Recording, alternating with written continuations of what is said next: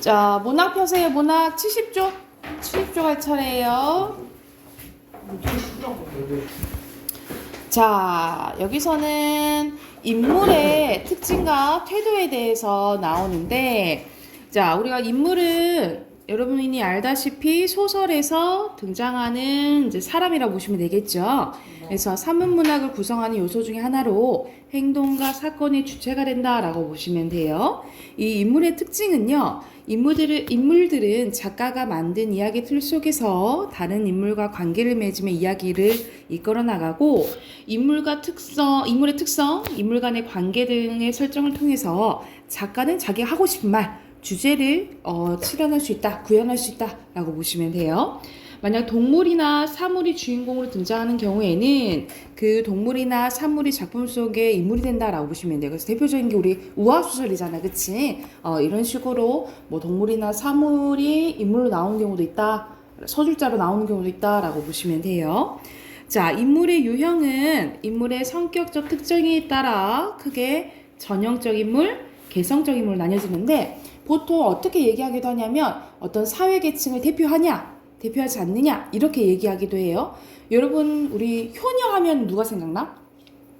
신청이가 생각나는 것처럼 어느 사회계층, 어떤 집단을 대표하면 자, 전형적 인물이라고 합니다.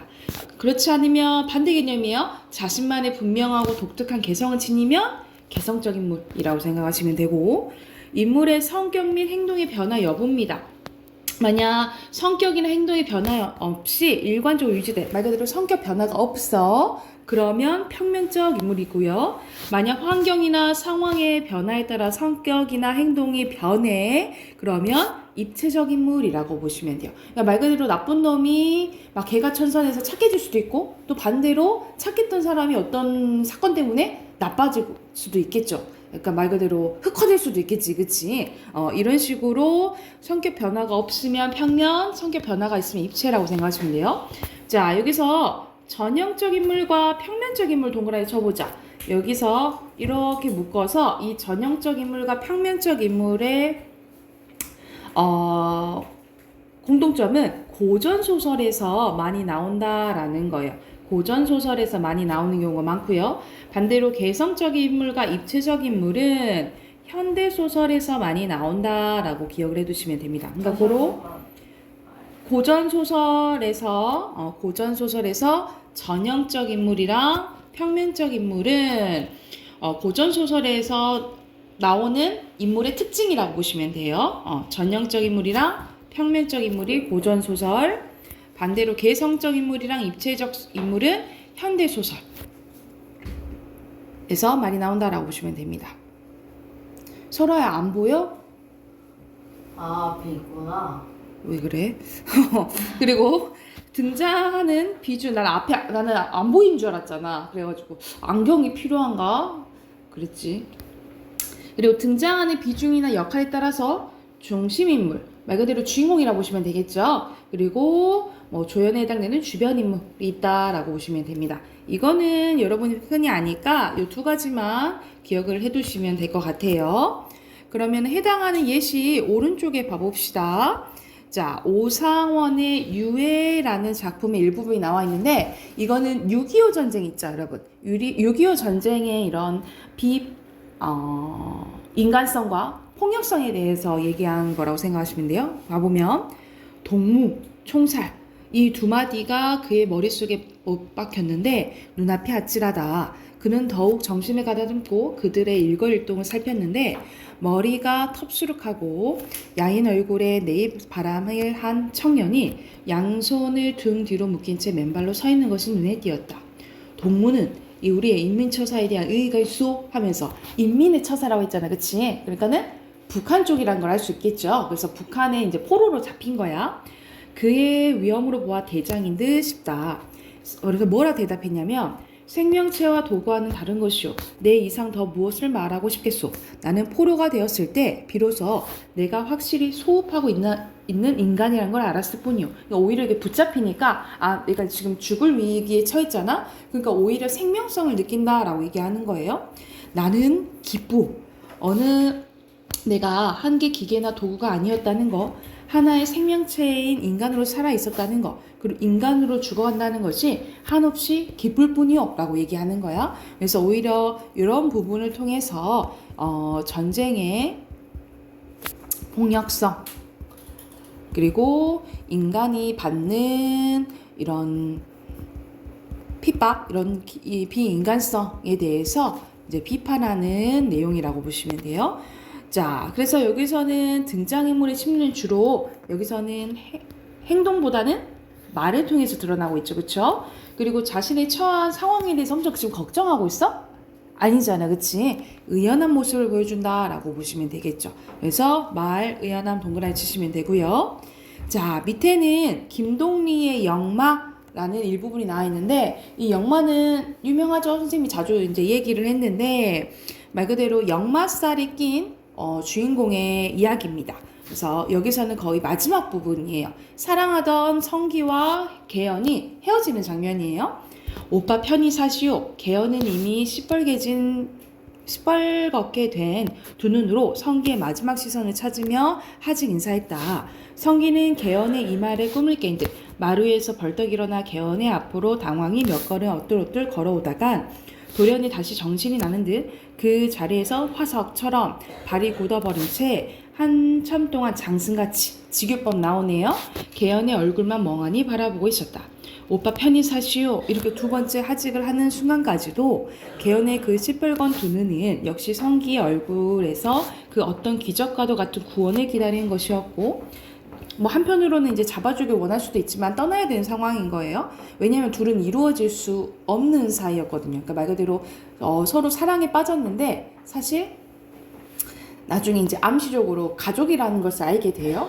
말 그대로 그 결과적으로 얘기를 하면 성기랑 개연이는 사랑에 빠졌는데 알고 보니 개연이 성기의 이모였어요.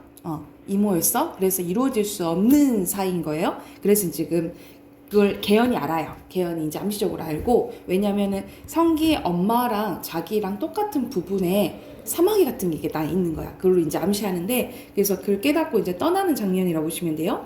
그러나 성기는 그 자리에 주저앉아 버릴 뻔했던 것을 겨우 버드나무 가지에 움켜잡을 수 있었을 뿐이었다 하면서, 여기서는 지금 헤어지는 상황이잖아, 그치? 당연히 성기의 심리는 슬픔이고요. 3인칭 서술자가 인물의 성격을 직접 제시하고 있냐?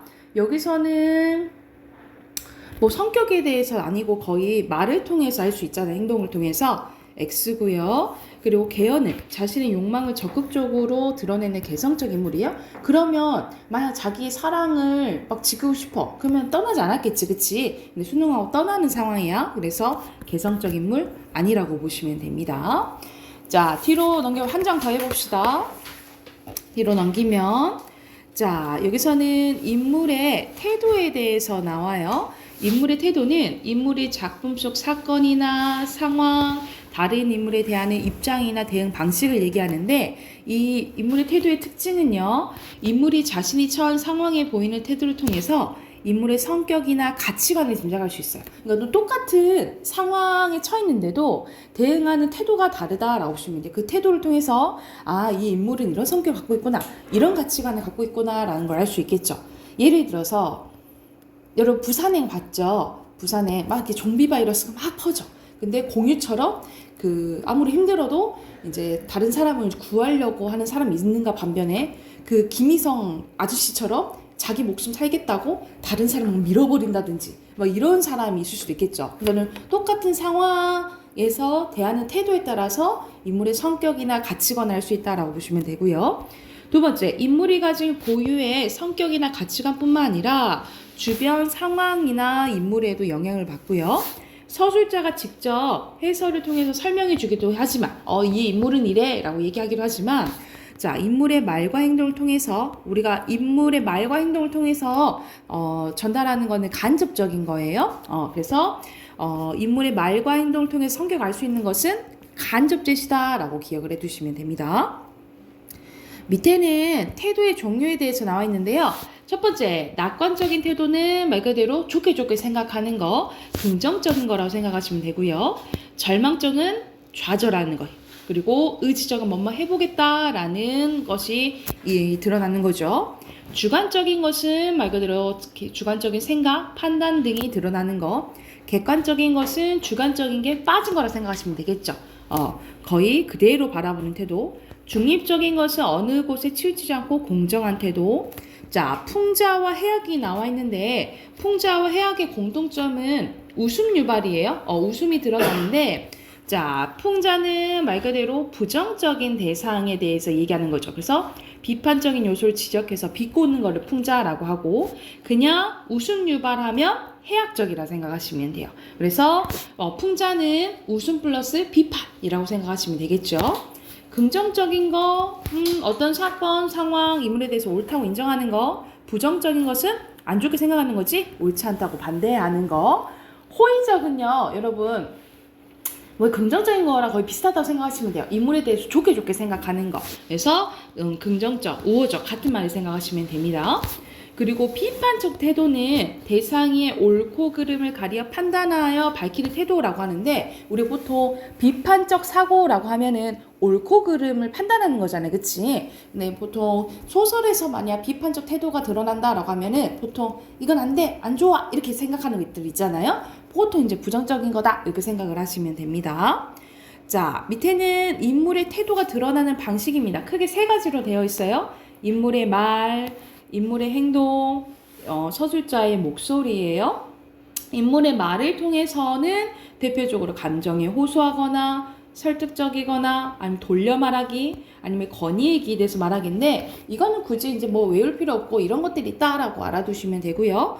뭐 인물의 당연히 행동을 통해서도 드러날 수 있고 특히 여기 봐보자. 서술자의 목소리입니다. 서술자가 인물의 심리 및 태도를 직접 서술하는 경우인데 주로 전지적 작가 시점에서 왜냐하면 전지적 작가 시점은 서술자가 모든 걸 알잖아요. 그치? 이 전지적 작가 시점의 서술자가 인물의 심리 및 태도를 직접 서술해 줄 수도 있고 오히려 서술자의 평가와 판단을 통해서 인물의 성격을 직접 제시하는 경우도 있습니다. 그래서 말 그대로 서술자가 다 아니까 서술자가 개입하는 경우가 있어요. 이 개입하는 경우를 우리 뭐라 그랬어? 그렇지. 편집자적 논평이라고 하죠. 편집자적 논평이 쓰여서 인물에 대해서 직접 얘기해 주는 경우가 있다라고 보시면 되겠죠. 자, 썼으면 이것도 오른쪽 예시 한번 봐볼게요. 여기서는 박태원의 천변 풍경입니다. 소녀는 곧 밖으로 뛰어나왔는데 그리고 신기롭게 주위를 둘러봤대요. 나는 그렇게도 오고 싶어 마주하였던 서울의 기억고 오고 말았다. 이건 이제 소년의 생각인 거지. 이 생각이 소년의 눈에 보이는 것, 귀에 들리는 것, 그 모든 것에 감격을 주었는데 아무리 시골에서 처음 올라온 소년의 마음에라도 결코 그다지는 신기로울 수 없고 또 아름다울 수 없는 이곳, 이 천변 풍경이 오직 이곳이 서울이라는 까닭만으로 그렇게 아름답고 신기했대. 여기서는 소년의 심리가 나오잖아. 그치? 그럼 시점이 뭐예요? 소년이라고 나왔으니까 전지적 작가 시점인 것을 알 수 있겠죠. 창수는 이름이 나오네. 우선 개천 속 빨래터로 눈을 주었습니다. 한 20명이나 몰려든 빨래꾼들이 있었는데 그들의 누구 하나 꺼리지 않고 제멋들 지절대는 소리와 또 쉴 사이 없이 세차게 눌리는 방망이 소리가 그의 귀에는 묻어니도 상쾌하다. 그는 눈을 들어 이번에는 빨래터 바로 위 천변에 나무장 간판이 서 있는 곳을 바라보았다. 그곳에는 이미 윷을 놓지 않은 젊은이들이 철망친 그 앞에 가 앉아서들 잡담을 하고 더러는 몸들을 유난스러이 전우좌우 놀려가며 그것은 또 무슨 장난인지 서로 주먹을 들어 때리는 신용을 한다 하면서 여기서는 천번 그 풍경을 보면서 묘사하는 거죠. 그쵸? 보이는 것들을. 그러면 여기서 심리가 드러난 부분 셈이 밑줄 그었지. 그치? 2번이고요. 자, 여기서는 3인칭 서술자가 인물의 태도에 대해서 직접 서술하고 있으니까 여기서는 전지적 작가 시점이라 했잖아. 그치? 모든 걸 알죠? 그럼 맞지? 그리고 이 소설의 중심 인물은 다른 인물들에 대해서 부정적으로 보는 거예요? 그냥 보이는 것들을 지금 묘사하고 있잖아요. 그치? X예요. 이렇게 보시면 되고 밑에는 옹고집전이라는 고전 소설이 나와 있네요. 여기서는 옹고집인데 집 옹고집이라고 나와 있잖아. 이거는 각자 옹고집을 얘기해요. 여기서 옹고집이 라는 이제 옹고집이 되게 부자인데 못되게 굴었어요. 주변 사람들한테. 그래서 이제 이 사람 좀 혼내주기 위해서 가짜 집 옹고집이 등장하게 됩니다. 그래서 말 그대로 하율이랑 똑같은 사람이 나타난 거야. 그래서 내가 하율이야 라고 이제 우기는 상황인 거예요. 그래서 결국 그 사토한테 갑니다. 그래서 판단해 주세요. 진짜 누가 옹고집인지 판단해 주세요. 이렇게 가서 송사를 받게 되는데 가짜 옹고집이 진짜인 거를 판단이 돼요. 진짜로 판단이 돼요. 판결이 받아가지고 가짜가 지금 집에 온 상황이라고 보시면 됩니다. 그래서 집 옹고집이 가짜가 밥만 웃고 집으로 돌아와서 바로 내정으로 들어가니 처자 권속, 그러니까 처자식들이라고 생각하시면 돼요. 내달아 잡고 들어가니 하늘도 무심치 아니하기로 내 좋은 영세와 처자를 빼앗기지 아니하였다. 송사를 이긴 내력을 말하니 처자 권속이며 상하 노복들이 진짜 참 옹고집을 알고 마누라는 우리 서방님이 그런 고생이 또 있을까 고생 많았다고 이제 얘기했다는 거야. 못 아들이 나서며 그런 자식이가 아버지가 큰 봉제를 보았다. 노복종이며 마을 사람들이 다 칭찬하거늘 집 옹고집이 내 혈혈 단신으로 자수성가였기로 내가 혼자 이렇게 잘 됐는데 전국을 과연 아낄 줄만 알았더니 내빈 왕객 접대상과 만과 동양 거제들을 독하게 박대하여서 인신북들 절로되어 이런 재난을 난 듯 싶으니 내가 너무 주변 사람들에게 박하게 대해서 내가 이런 고생을 한 것 같다. 이러면서 사람 되고 개가천선 못할 수냐? 나 개가천선할 거다 라고 얘기하는 거예요. 일부러 의문문 형식으로 표현한 서리법이죠. 오늘부터 재물과 곡식을 흩어 활인구자리라. 나 주변 사람들 도와줄 거야 라고 얘기한 거야. 그래서 전곡을 흩어 사방에 구차한 사람들이 구제한단 말이 낭자하니 팔도 거제들과 각절 유골층들이 구름 모이듯 모여드니 백냥 돈 천냥 돈을 흩어주니 옹고집에 인심 좋단 말이 낭자하더라. 그래서 가짜가 와가지고 진짜 옹고집의 재산을 막 나눠주는 지금 상황인 거예요. 자, 여기서는 집 옹고집의 자신의 생각이나 태도를 길게 말로 표현했죠. 그쵸? 그래서 빈칸 넣으세요. 말과 행동으로 드러내고 있고요. 집 옹고집에 대한 종들의 태도는 종들이 엄청 좋아했다라고 했잖아. 그치? 이거를. 그래서 태도는 긍정적이다라고 쓰시면 됩니다. 이해가 됐을까요? 그러면 두 장 했으니까 독서권 해봅시다. 우리도 어저께 답하긴 안 했죠? 독서 답하긴 할게요.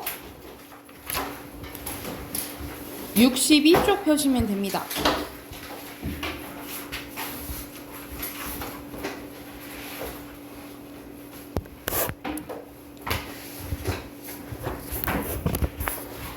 자, 62쪽 펼게요. 자, 1번에 빈칸 넣으면요. 인위적, 그리고 우연적, 의도 넣으시면 되고요. 자, 밑에는 슈토카우젠이 니은과 같이 생각한 이유로 고르라고 했잖아. 그러면 니은의 앞뒤 보면 되겠죠. 여기서 슈토카우젠에 대한 설명이 나와요. 보면 이 음악의 우연성이 통계적 사고라는 과정에서 발생한다고 보고 음악의 요소들의 관계에서 가변성이 형성될 때 가변성은 막 변하는 걸 얘기하죠. 다양한 음악적 표현이 가능하다고 생각했대. 그래서 기존의 음악처럼 고정된 악보를 제시하여 정해진 연주 방법과 진행 순서로 연주하는 것이 아니라 단편적인 여러 악구만을 제시하고 연주자가 이를 의미에 조합하는 우연성에 의해서 연주에도 얼마든지 음악적으로 표현 가능하다라고 본 거잖아. 그러면 요 앞에 해당되는 거 고르시면 되겠죠. 그쵸? 그래서 해당되는 거 A와 C 고르시면 되겠죠. 그래서 2번에 A와 C고요. 오른쪽에도 빈칸 바로 넣을게요. 3번에 온도, 그리고 기체, 압력. 4번에 기체 분자, 양이온, 음극 순서를 동그라미 치시면 되고요. 자, 마지막 빈칸 넣어보자. 첫 번째 타이, 타뇽, 그리고 화학, 반응성, 그리고 기체 분자입니다.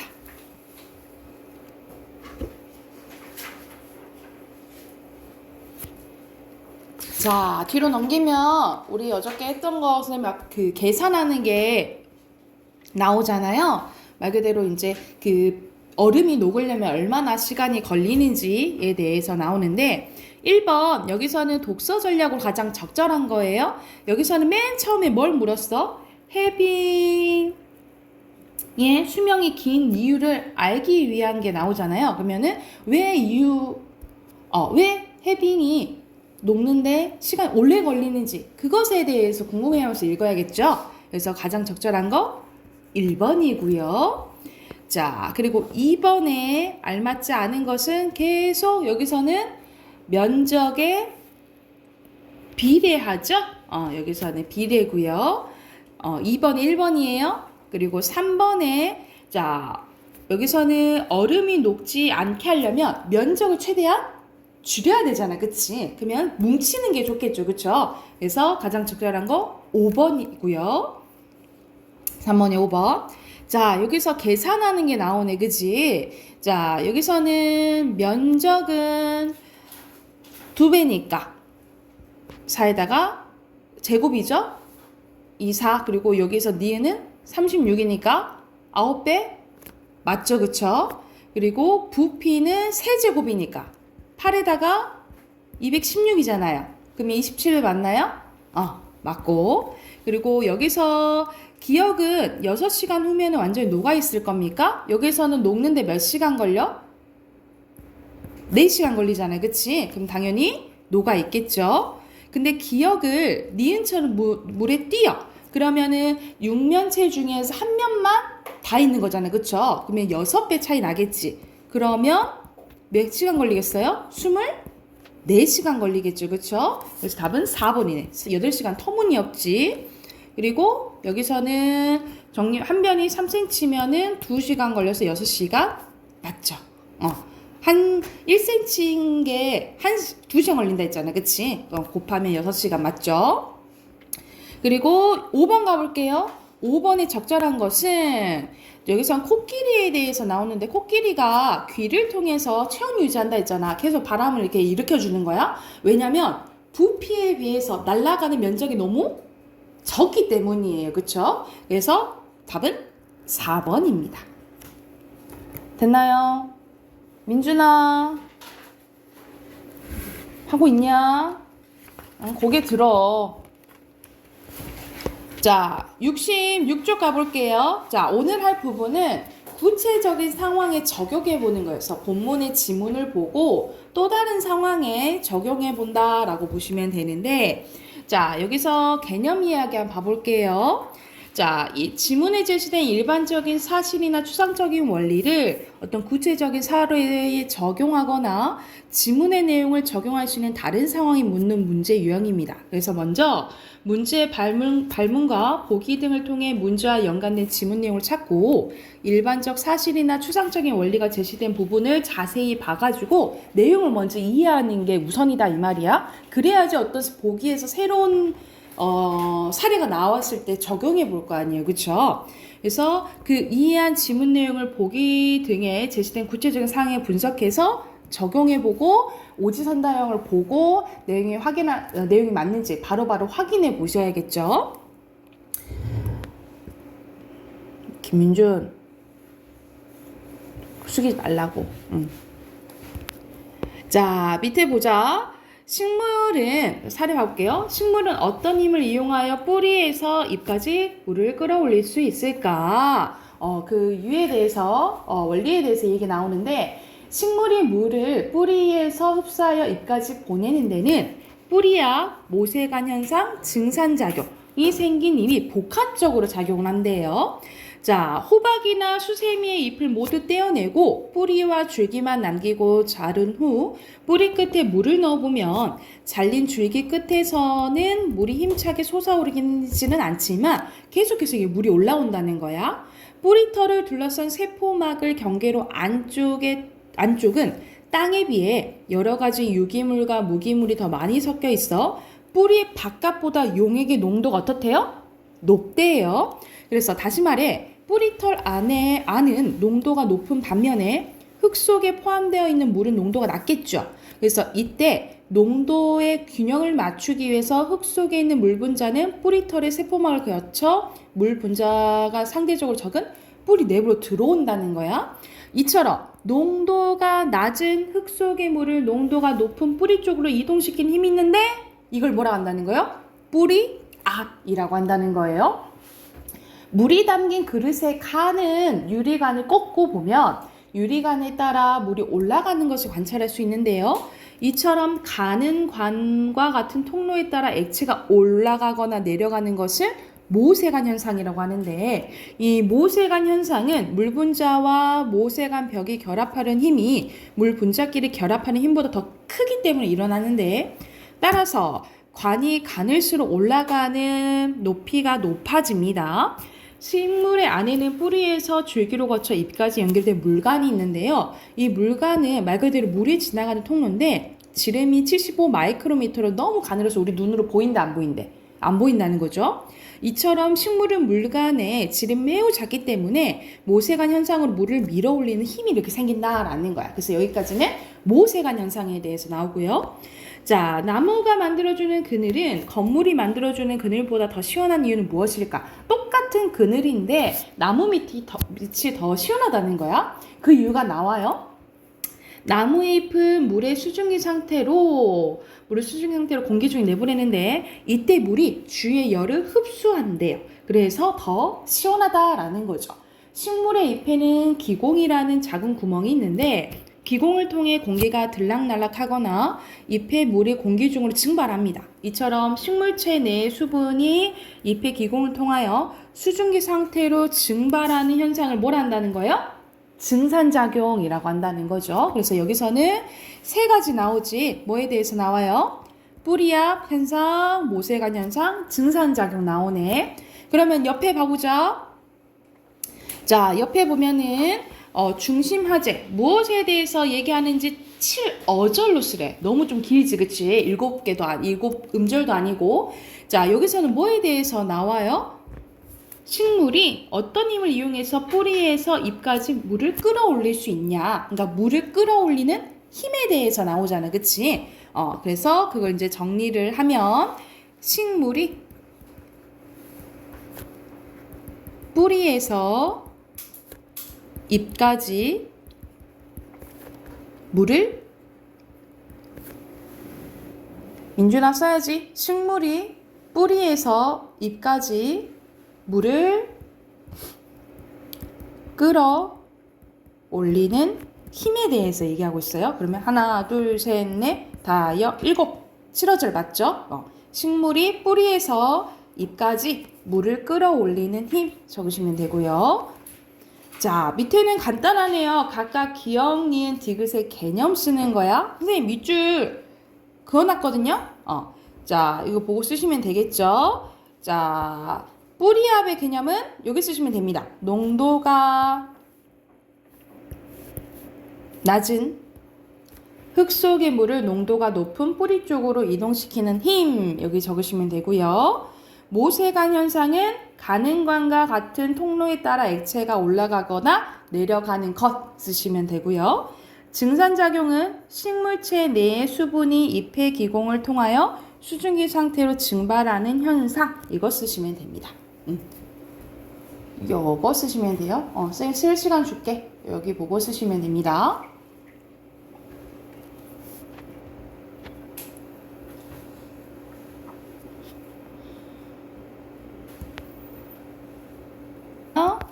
자, 사문단을 바탕으로 A에 대한 답을 쓰래요. 자, A에 대한 답은 여기서는 왜 나무가 만들어주는 그늘이 더 시원할까? 바로 쌤이 여기 밑줄 그었죠. 나무의 잎은 물을 수증기 상태로 공기 중으로 내보내는데 이때 물이 주의 열을 흡수하기 때문이죠. 그거 쓰시면 되겠죠.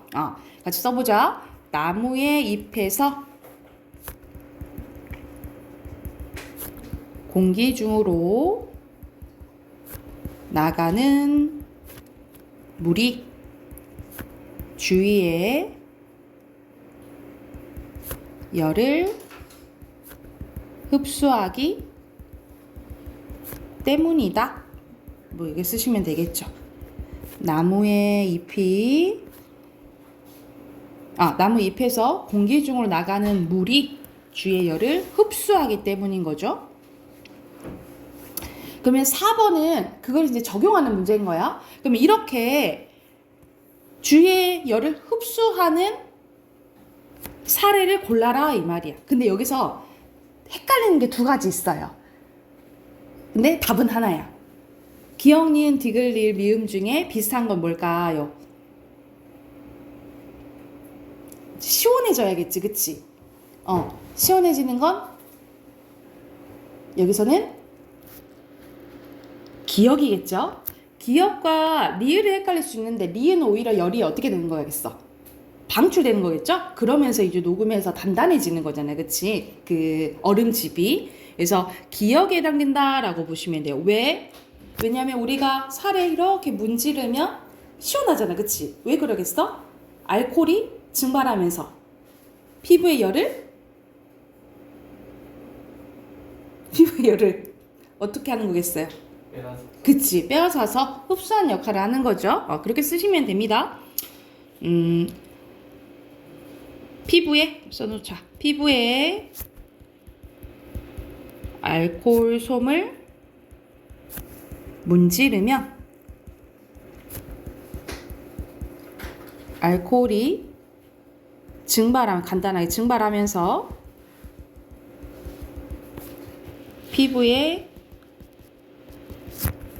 열을 흡수하는 반응이 일어나기 때문이다. 이렇게 쓰면 되겠죠?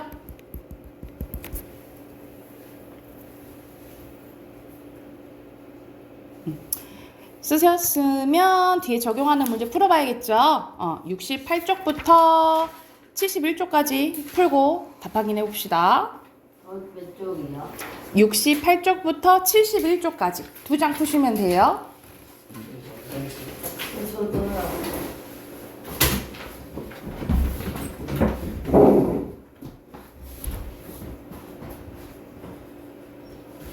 자, 답 확인해 봅시다. 자, 이거는 간단하죠. 개념 찾는 거잖아. 이 문단에서 찾으면 되겠네요. 자, 기억 전염 확산에 대한 개념은 여기 있죠. 혁신 발생원과 잠재적 수용자 간의 거리가 가까울수록 혁신 확산이 빠르게 이루어진다는 인접 효과에 의한 나타난 것. 여기 쓰시면 나타나는 확산 뭐 이렇게 쓰시면 되겠죠. 이게 전염 확산의 개념. 그리고 니은은 계층 확산이죠. 계층 확산의 개념은 도시 규모가 클수록 혁신 확산이 잘 이루어진다는 계층 효과에 의해서 나타나는 확산 이렇게 쓰시면 되겠죠. 여기 이 문단 참고하시면 되고요. 자, 2번 보면은 가의 사례입니다. 가는 대중매체보다는 개인 간의 의사통해서 이루어지는 거예요. 그래서 개인 간을 이야기하면서 받는 것들 있죠. 확산 그거 고르시면 돼요. 여기서는 미용사들의 텔레비전 프로그램보다 미용사들의 지역 모임에 해당되는 거니까 맞죠? 그리고 새로 출시된 금융상품의 가입자가 경제뉴스가 아닌 직장 동료의 추천에 의한 것도 맞겠죠, 그쵸? 그런데 여기서는 텔레비전 광고 나왔잖아요, 그치? 아니죠. 그래서 OOX고요.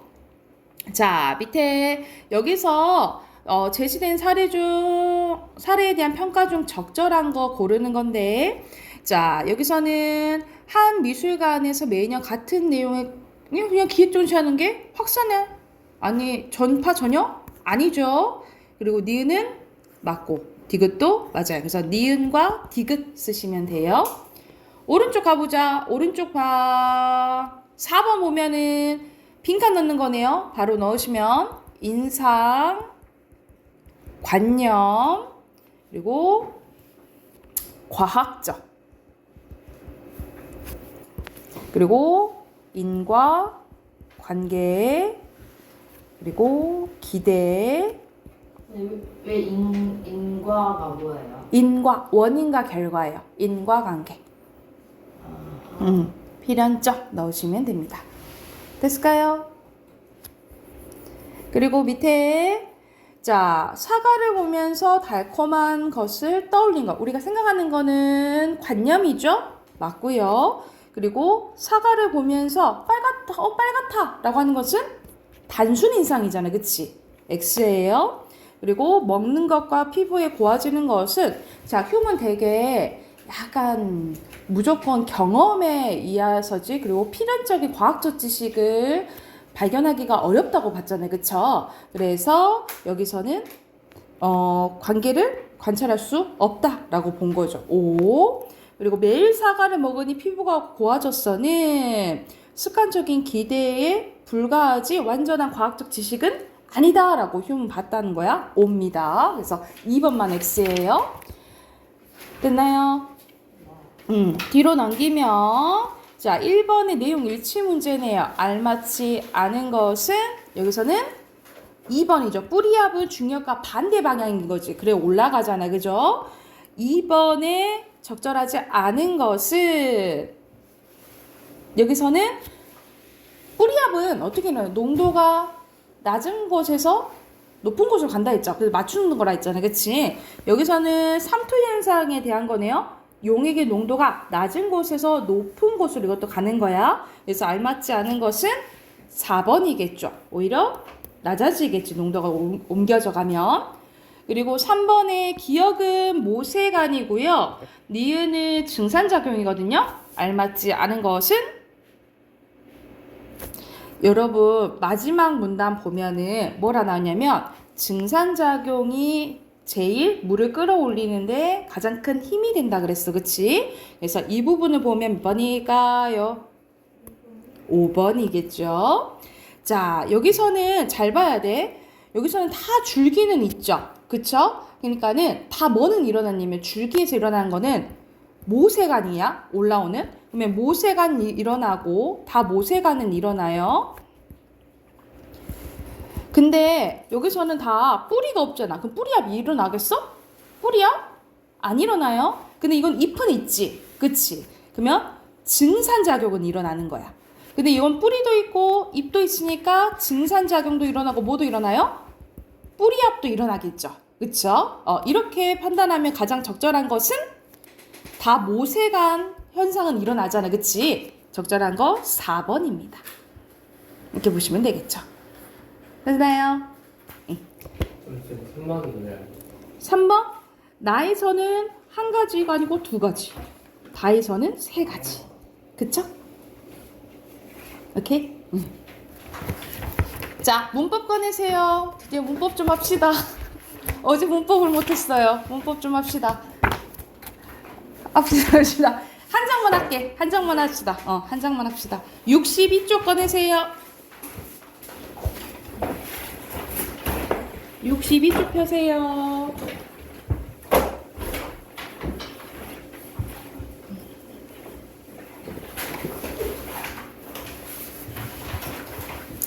자, 우리 용언 계속 하고 있는데 우리가 용언의 활용이에요. 막 변하는데 변하는 현상 이제 활용이라고 하는데 그 중에서 안 변하는 부분을 변하는 부분을 어미라고 했어요. 거기까지 했어. 안 변하는 부분을 뭘 한다고? 변하는 부분을 어미라고 하는데 오늘 할 부분은 어미의 종류입니다. 어미의 종류예요. 어미의 종류는 크게 두 가지로 나뉘어집니다. 어말어미와 선어말어미로 나뉘어져요. 어말어미는 말 그대로 단어의 맨 끝에 오는 어미를 어말어미라고 하고 이 어말어미 앞에 오는 말을 선어말어미라고 해요. 이 선이 먼저 선자예요. 그래서 예를 들어서 먹었다라는 게 있으면 요 맨 끝에 오지. 그치? 얘가 어말어미고 어시 선어말어미라고 보시면 돼요. 그래서 어미는 선어말어미, 어말어미 이렇게 나뉘어진다라고 보시면 되고요. 어말어미 봐볼게요. 어말어미는 또 종류가 세 가지로 나뉘어져요. 종결어미, 연결어미, 전성어미 이렇게 나뉘어지는데 종결어미는 말 그대로 문장의 끝을 맺어주는 어미라고 보시면 돼요. 그래서 크게 5가지가 있거든요. 그럼으로써 문장의 종류도 정해져요. 자, 왼쪽 한번 봐보자. 뭐뭐한 다로 끝나면 평서형, 뭐뭐 하는구나, 감탄형, 뭐뭐 하냐, 뭐뭐 할까? 우리 물어볼 때 어떻게? 뭐뭐 하니? 이렇게 물어보죠. 그쵸? 이거는 의문형. 뭐뭐 해라, 명령형. 뭐뭐 하자, 청유형. 이렇게 생각을 하시면 돼요. 평서형, 감탄형, 의문형, 명령형, 청유형 이렇게 보시면 됩니다. 그래서 종결어미는 총 몇 가지? 5가지예요. 다시 한번 평서형, 감탄형, 의문형, 명령형, 청유형 5가지라고 보시면 되고, 자 연결어미는요. 이 연결어미 잘 봐야 돼. 연결어미는 승혁이는 시험을 봤는데, 자 너희들은 시험을 안 봤어. 이제 이어진 문장, 아는 문장 할 때 나오는 게 이 연결어미예요. 이 연결어미는 이어진 문장에서 나오는 건데, 말 그대로 앞문장과 뒷문장 또는 본용어과 보조용어를 연결해주는 어미라고 합니다. 그래서 연결어미라는데 종류가 3가지가 돼요. 대등적, 종속적, 보조적. 자, 대등은 말 그대로 같은 등급으로 두 문장을 합쳐주는 거예요. 그래서 대표적으로 뭐뭐하고, 뭐뭐하며, 뭐뭐하나가 나오는데, 이건 여러분 이어진 문장, 아는 문장 할 때 자세히 배울 건데, 뭐뭐하고, 뭐뭐하면은 나열을 나타내주는 어미고요. 뭐뭐하나 또는 뭐뭐하지만은 대조를 나타내주는 어미고요. 추가적으로 써놓을게. 뭐뭐하거나 뭐뭐하든지는 너네 하거나 하든지 말든지 이거 들어왔지, 그치? 이거는 선택을 나타내는 대등적 연결어미입니다. 그래서 이 연결어미가 나오면 대등하게 이어진 문장이구나 하면 힌트를 얻으시면 돼요. 그래서 이렇게 뭐뭐하고 뭐뭐하며 뭐뭐하나 뭐뭐하지만 뭐뭐하거나 뭐뭐든지는 무슨적 연결어미? 대등적 연결어미라고 생각하시면 되고요. 종속적은 앞문장과 뒷문장이 말 그대로 종속적인 느낌, 앞문장이 보통 뒷문장을 수식하는 거라고 생각하시면 돼요. 그래서 대표적인 연결어미가 뭐뭐해서 원인을 나타내고요. 뭐뭐하면 조건을 나타내고요. 뭐뭐하니까 이것도 원인이네. 뭐 추가적으로 쓸게. 뭐뭐하는데, 뭐뭐할지라도 이런 연결어미가 나오면 종속적이네 라고 힌트를 얻으시면 되고요. 보조적 연결어미는 우리 앞에서 배웠던 본용어과 보조용어를 연결해 주는 걸 생각하시면 돼요. 다 먹어버렸다 할 때 있죠? 그래서 어게지, 이게 대표적인 보조적 연결어미예요. 그래서 자, 연결어미에는 3가지가 있어요. 뭐? 대등, 종속, 보조 이렇게 3가지가 있다라고 보시면 되고요. 밑에 전성어미가 있는데 전성어미도 3가지가 있어요. 이 전성어미가 쓰이는 게 아는 문장이에요. 아는 문장. 여러분 전성은 성질을 바꿔준다라고 생각을 하면 돼. 자, 대표적으로 예시문 먼저 봐볼게. 너는 너무 아픈 사랑이 아니었음을, 여러분 아니다는 품사가 원래 뭐야? 아니다. 동사. 아닌다 안 되잖아. 아니다는 형용사예요. 원래 아니다는 형용사. 근데 아니었음 일시적으로 뭐로 만들어주냐면 명사로 만들어져요. 아니었음 하고 명사로 만들어주는 거야. 예를 들어서 우리가 쓰다도 씀 이렇게 하잖아. 이런 미음이나 기를 뭐라고 하냐면 명사형 전성어미라고 해요. 일시적으로 명사 역할을 하도록 만들어준 어미라고 생각하시면 돼요. 그래서 명사형 전성어미는 2가지밖에 없어요. 이거 외우시면 돼요. 음기예요. 음기 하면은 명사형 기억하시면 되고요. 자, 밑에 또 예시 봐볼까? 그가 웃는 이유를 모르겠어. 우리 웃다는 원래 품사가 뭐야? 웃다. 웃는다 되지, 그치? 동사예요. 근데 그가 웃는 이유 꾸며주거든. 그래서 우리가 명사를 꾸며주는 거는 품사 뭐로 배웠죠? 명사 체험 꾸며주는 품사 뭐죠? 관형사죠, 그쵸? 일시적으로 관형사 역할을 만들어줘. 이걸 말 그대로 뭐라 부르냐면 관형사형 전성어미라고 불러요. 설아야, 뭐라 부른다고? 사형 전성어미. 집중하세요. 관형사형 전성어미. 그래서 대표적인 게 은는 을던 일이 있어요. 은는 을던. 그리고 이것도 마찬가지야. 부사 역할을 만들어준 게 부사형 전성어미예요. 자, 오늘은 춥대요. 근데 어떻게 추워? 놀랍도록 춥대. 서술어 꾸며주잖아요. 근데 놀랍다는 원래 형용사잖아. 근데 도록, 부사 역할을 하도록 만들어주는 게 이 도록이에요. 이 도록을, 개 도록을 부사형 전성어미라고 해요. 자, 전성어미에도 세 가지 있어요. 뭐? 명사형, 관형사형, 부사형이 있다라고 보시면 됩니다. 자, 다시 한번. 자, 어말어미예요. 어말어미의 종류 세 가지 있어. 뭐 있어? 종결어미, 연결어미, 전성어미 있어요. 또 연결어미에는 세 가지 있다 했어. 뭐? 대등, 종소, 보조. 이렇게 생각하시면 되고, 연결어미에는 전성어미에도 세 가지가 있죠. 뭐 있어요? 명사형, 관형사형, 부사형. 이렇게 세 가지가 있다라고 보시면 돼. 이게 머릿속에 있어야 돼. 그리고 있어야 돼. 그리고 밑에는 선어말어미는 간단합니다. 간단해요. 높임 관련된 게 있고요. 시제 관련된 게 있어요. 높임은 주체 높임. 주체 높임은 주어 높이는 거예요. 주체 높임 선어말어미라고 부르는데 아버지를 높이는 거야. 아버지가 들어간다라고 안 하고 우리 뭐라 그래? 들어가신다라고 하지, 그치? 높일 때 뭐가 들어가? 시가 들어가. 이 시를 부를 때 뭐라 부른다고? 주체 높임 선어말어미 이렇게 불러요. 주체 높임 선어말어미. 그리고 공손 높임 선어말어미가 있는데 이거는 좀 예스러워서 잘 쓰진 않아요. 통촉하여 주시옵소서 할 때 오비 공손 높임 선어말어미인데 거의 이제 시 기억하시면 되고요. 시제는 간단합니다. 과거, 현재, 미래예요. 과거에는 현재는 는, 미래는 get 이렇게 있는데 여러분 옆에 왼쪽 get 동그라미 놓자. 여기 별표 쳐놓자. get은 미래 의미만 지니지는 않아요. 그거 기억하셔야 돼요. 미래 의미만 지니지는 않고 추측이나 주체 의지, 가능성도 나타내. 대표적으로 지금쯤 포기했겠지? 이때는 추측이야.